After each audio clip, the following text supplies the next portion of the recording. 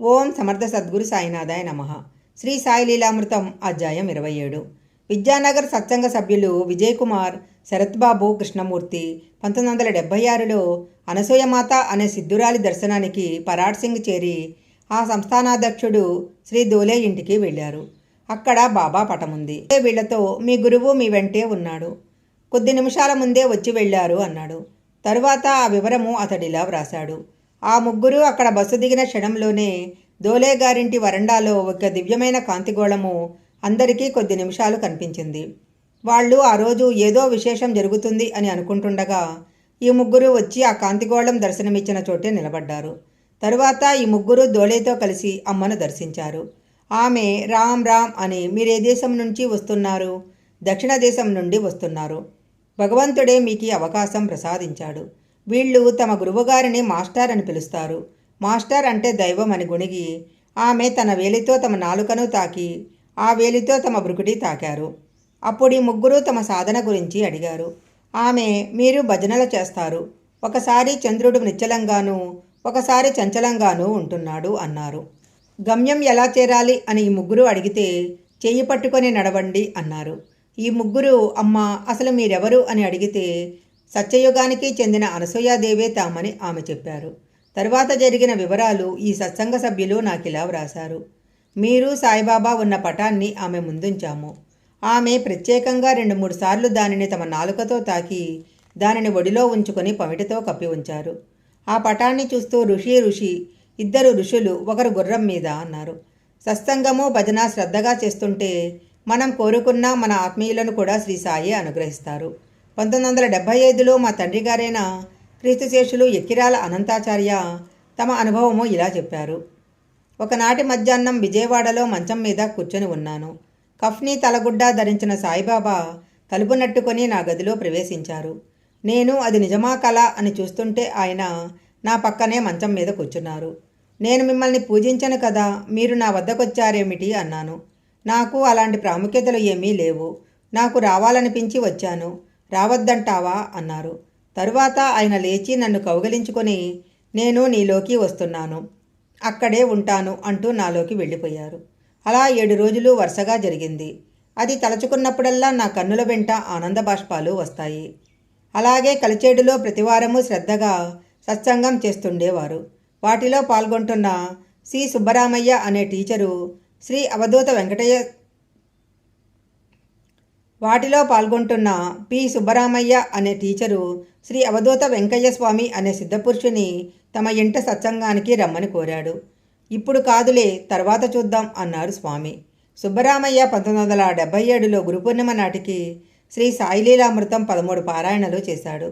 ఆ ముందు రోజు స్వామి అకస్మాత్తుగా వారింటికి వచ్చి దుని వెలిగించి కుటుంబాన్ని సత్సంగాన్ని ఆశీర్వదించారు. ఎప్పుడూ ఎవరింటికి వెళ్ళని, ఎవరింట్లో ఆతిథ్యం స్వీకరించని స్వామి ఇతడింత భిక్ష చేయటం సకల సాధు స్వరూపి అయిన సాయి కృపకు నిదర్శనము. అలాగే కాంతమ్మ గారికి 1981లో గుండె నొప్పి వచ్చింది. గొంతు పూడిపోయి మాట రావడం లేదు.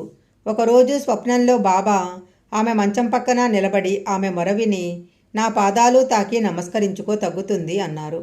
ఆమె స్వప్నంలో అలాగే చేసింది. తరువాత ఆమె గొంతు సంగతి చెప్పగా 2 వక్కలు 3 ఆకులు ఇచ్చి ఇవి నవిలి మింగు, గొంతు వస్తుంది అన్నారు బాబా.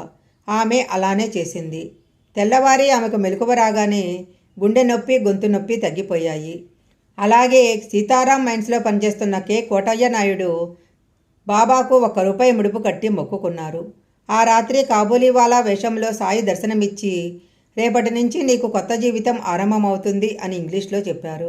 ఆయన మరుజన్మ గురించి చెప్పారనుకుని ఆ వృద్ధుడు భయపడ్డాడు. కానీ మర్నాటి నుంచి ఆయన ఆరోగ్యం బాగుపడింది. ఉలవపాడులో కొంతకాలం సత్సంగం జరిగింది.